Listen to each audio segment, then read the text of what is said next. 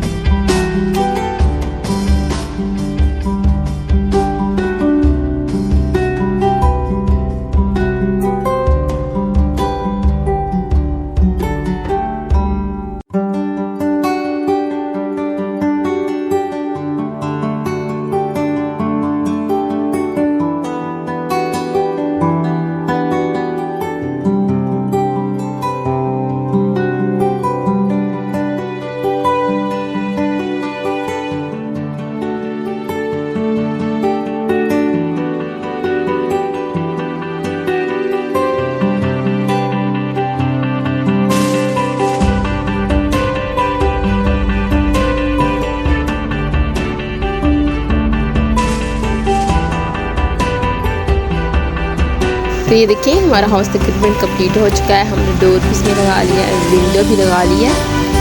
मेरी वीडियो को लाइक करें और चैनल को सब्सक्राइब करें, ताकि मैं आपसे डिफरेंट कलर की क्लेस के साथ डिफरेंट ट्री और बहुत सी दूसरी चीज़ें बना सकूँ। Thank you. आप बने रहें वीडियो में एंड तक।